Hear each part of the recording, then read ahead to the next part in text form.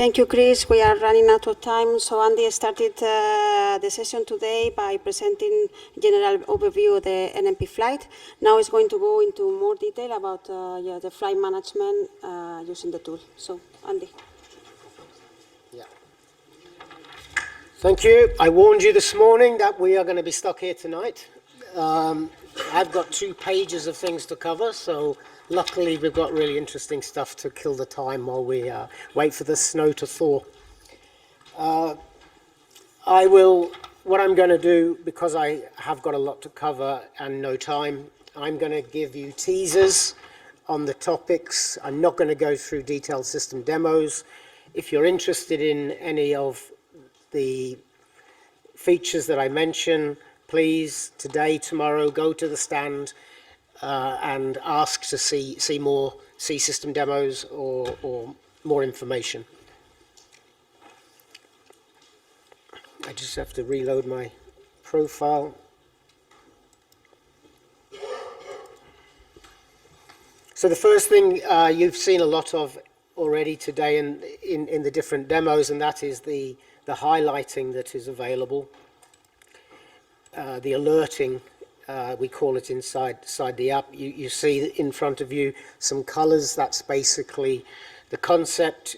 You create your own exceptions to norm, and then the system will highlight whatever you've asked to be highlighted through a configuration panel of the different columns. You ask for elements within that column to be highlighted or not highlighted. What I would go, that's called the user alerts, but we also have the focus alerts, which Navena showed you. That's these 3 buttons at the top of the screen. If you've set focus alerts for anything, it's very similar to the user alerts. You have a column, you've asked for that column to be of, you've said that column is of interest to you. So if I take, for example, in high, I've asked suspended diversions and rerouting is high, nothing in my flight list at the moment, but I've got an aircraft registration and time mismatch at ACDM, which I've highlighted, and to ease access to those flights, the button tells me I've got a problem. If I click on the button, the system takes, excuse me, something very seriously wrong. It takes a copy from the bottom of the flight list and puts it into the top of the flight list, but for some reason it is not functioning. There it goes. Sorry about that. There was a glitch in the system. So basically for that I have one flight that is regarded as important because it's suspended. It's taken a copy of that flight from wherever I have flights in the flight list. So if I'm a busy day, I could be looking at one of the major airlines. I can have 2,000 flights in my flight list. I don't have to wait to see something that I've said is an exception that I want to see. I look that something's changed in my buttons, I click it, it brings a copy to the top and I can work directly on it. And if I deselect the buttons, they go, the flight, the top part disappears and I'm back to the normal flight list.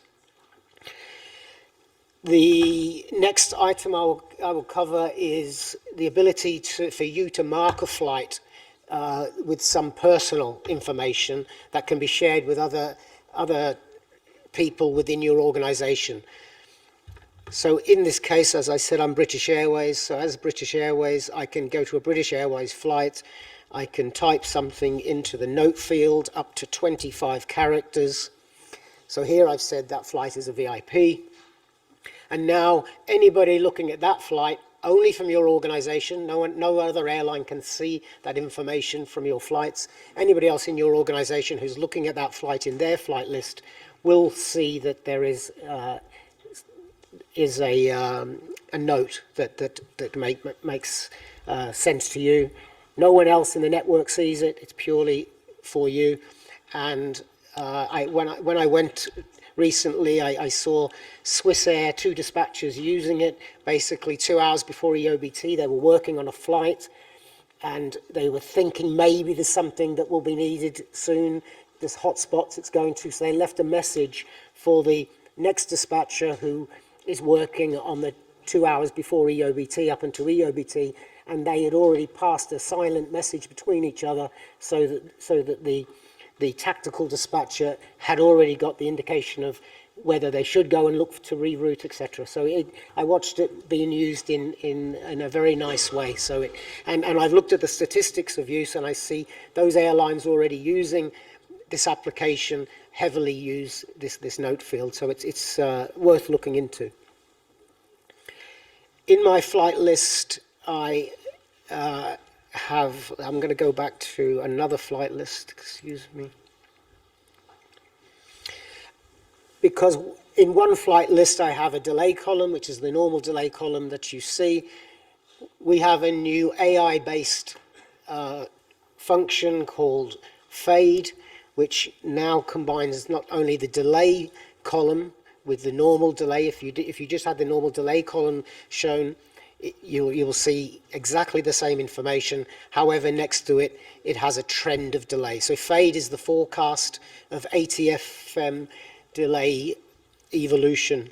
So it gives you a highlight. If you download the information on that flight, I've downloaded the information to tell me that it's got a 7% likelihood of the delay reducing to 31 minutes. If I looked at that, I would say I don't trust 7% likelihood. Quite often you'll see something like 80% likelihood the delay will be reduced, in which case you may decide to leave that delay, wait, and not act upon it yet. Let's see if it does delay. So that's the way it's used. We have colleagues out on the stand demonstrating and giving more information on fade. In the package that you were sent yesterday, there is a quick guide for fade as well that you can look at. Within the application as well, we have something called mirror. If you need access to our to the mirror tool to be able to see this.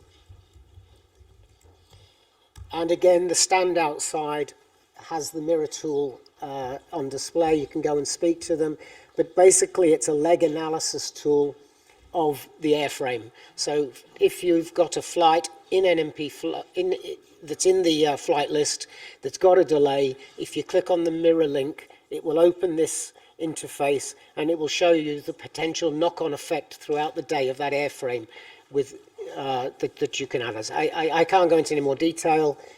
Our colleagues are outside and you can speak to them about it. One thing I would say, you saw me log in now to do that. Once you have access to the mirror and you've logged in once, that login remains active for 8 hours. So throughout the day, any further flights you want to analyze using that link, you don't need to re-log in each time. It remains active. We're working on a solution that will mean that you don't ever have to log in to see that information. Going back to the flight list, something I want to mention is inside the delay column itself, there is an icon. Guys, could you just keep the just, please. There is an icon which we call mark as seen. The idea behind this is that if you've got somebody in your organization that's looked at that delay, this has got 55 minutes. If it's an airport regulation, you probably might not be able to do anything with it. So you can mark that delay as being seen. Anybody else in your organization who's looking at that flight can see that and know that they don't have to go and work on that flight. The colors that are in the delay column are configurable.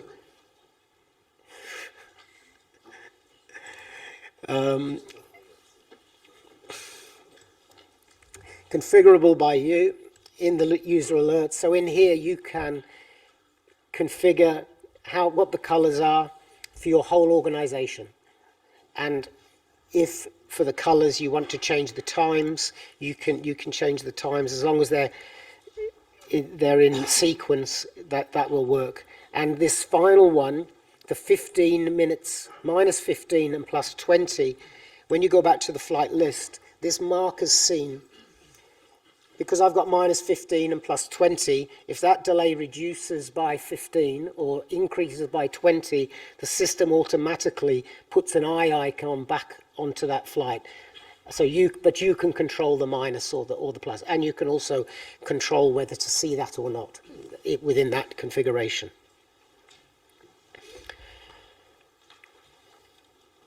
I'm not going to go into the route proposals again. I was going to give you a lot more detail, answer some of your questions on the route proposals, but I don't have time today. There is a concept of, it used to be called AOWER in our old interfaces, the aircraft operator what if reroute function.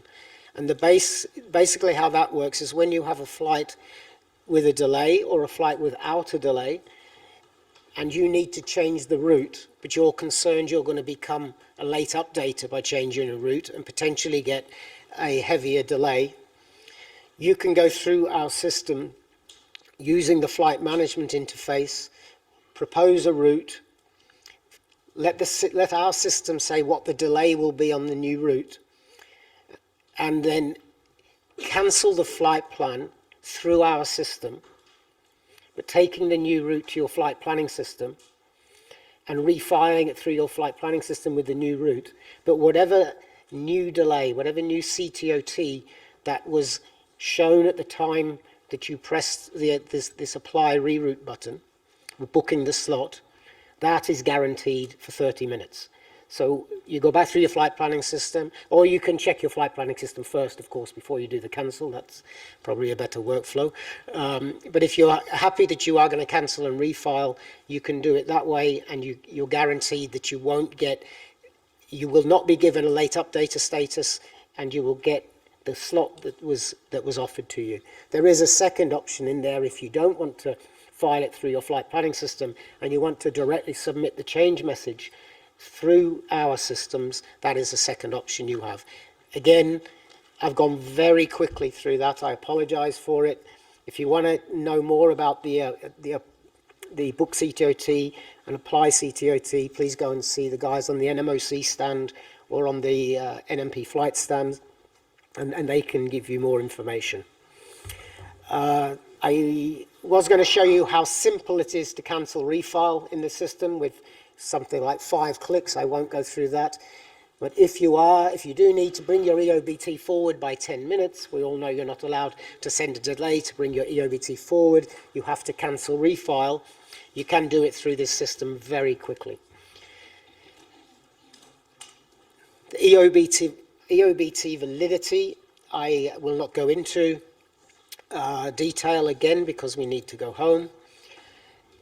The way that this system has been configured is it shows an absolute time when you show the EOBT validity, which means you can order in the flight list based on your EOBT validity. Here I've asked for an alert to tell me any EOBT validity of less than 20 minutes.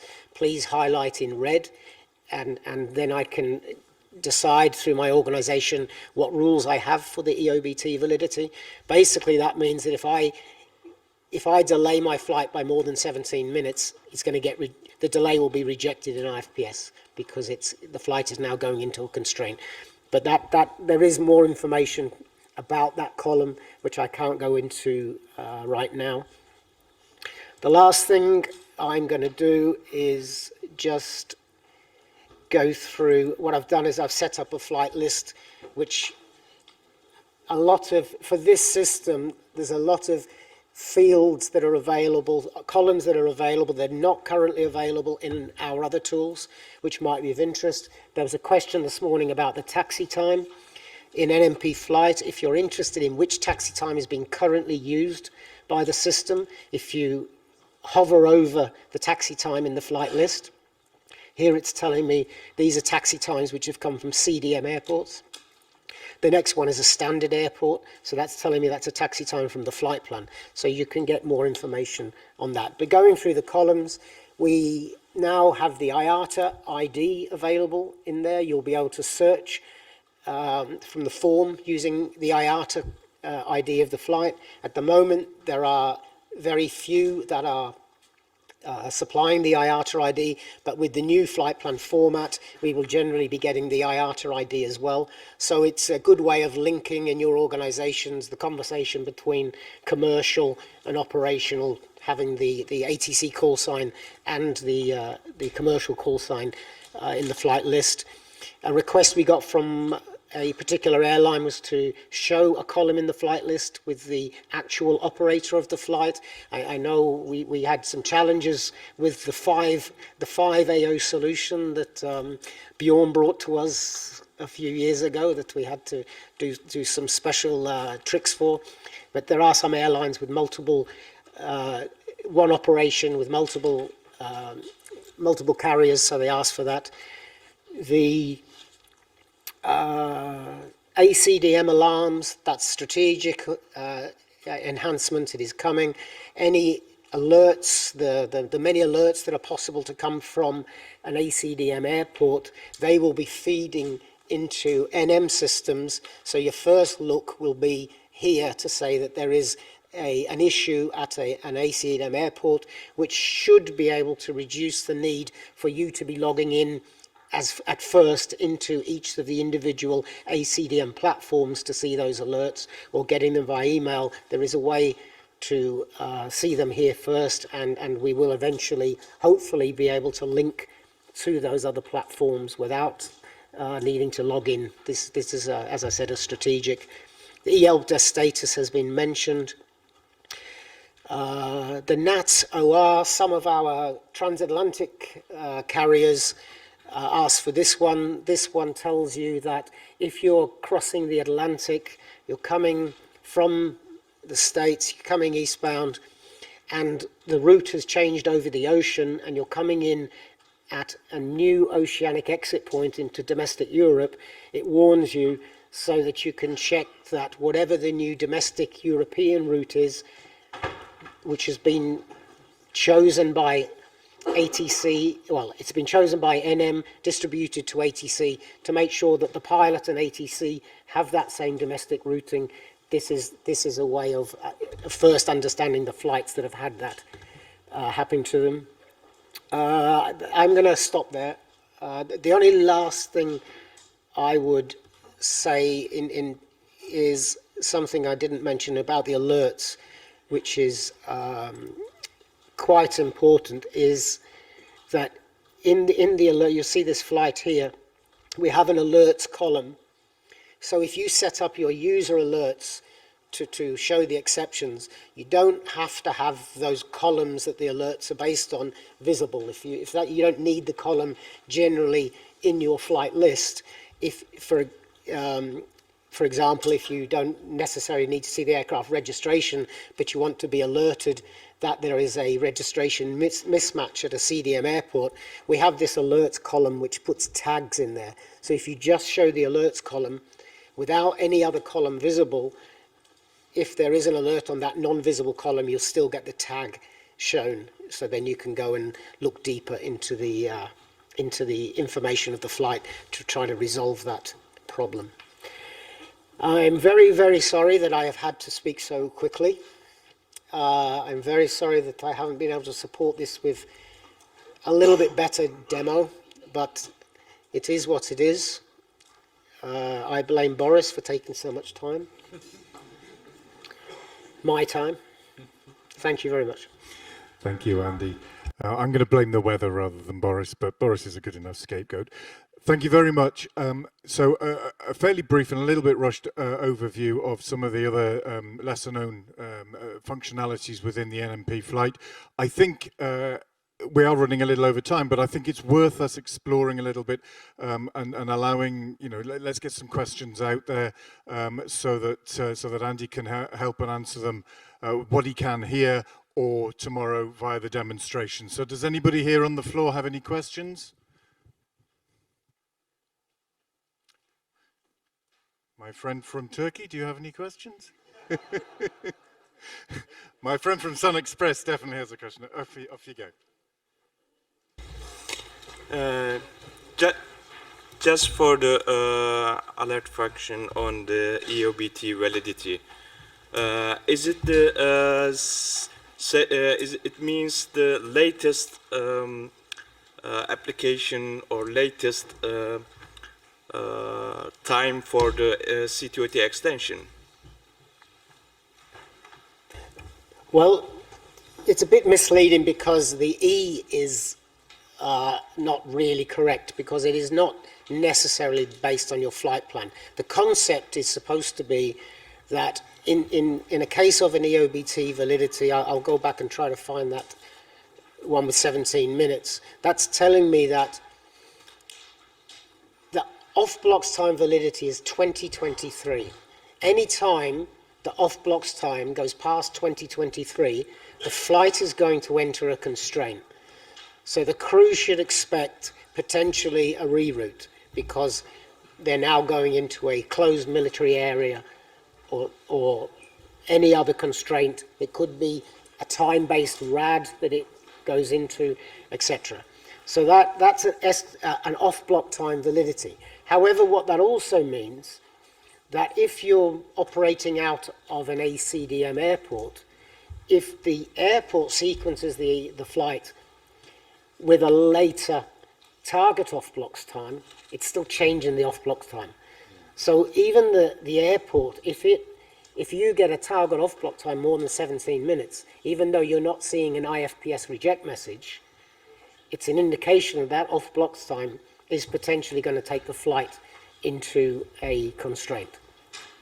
So any type of off-block update, and even the same you could say about a CTOT. If you've got a delay of more than 17 minutes, when you take off, you're probably going to hit a constraint. And that I know that some airlines use this function because they say we don't want a flight sitting in the system with less than 20 minutes off-block time validity because we have no scope for a delay. If a passenger's late, close the doors, get off, we've got to go. They need a little bit of scope. So they don't like having flights in the system with such small off-block time validity. Maybe, has Chris gone?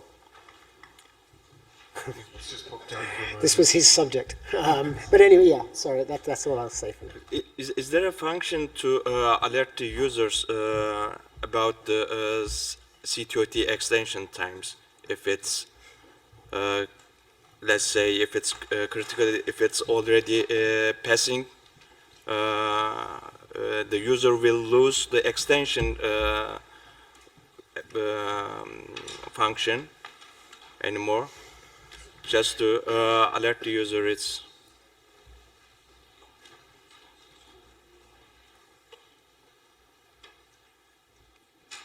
good. As actually during the summer season, as all the airlines, OCC departments managing the CTOT issues for the overload cases. Sometimes we miss the flights, like it's in hurry to try to catch the CTOT, but on the other side, you should follow the extension time as well, because if the crew couldn't catch it, you should maybe can catch the flight CTOT with 10 minutes extension request.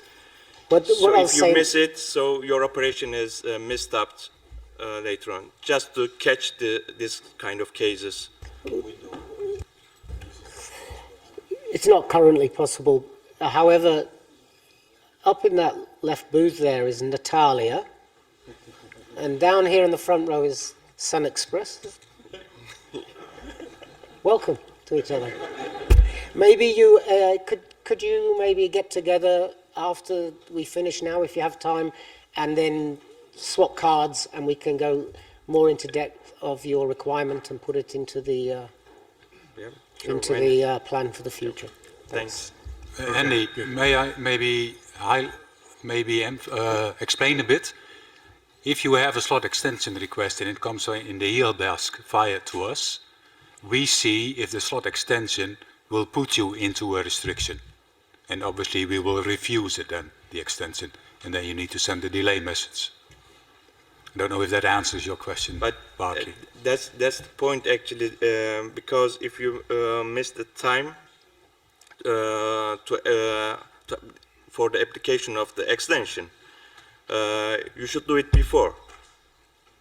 To follow the case, if you need to request extension, the user should know from the alert mechanism that it's almost you are passing the extension time.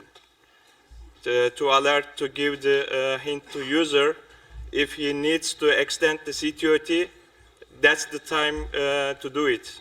We'll take it offline. Yeah. Okay, that's brilliant. It's a good question. It's obviously brought up quite a lot of issues there. Natalia will talk to you tomorrow or later on, and of course our guys as well. Okay. So I think there's some good stuff there. Right. I sense a little bit of, you're always told to read the room. I'm reading the room that the people are now getting a little bit itchy. I don't think there's any more questions. Is there anything burning at the moment that someone desperately wants to ask? Nope. Okay.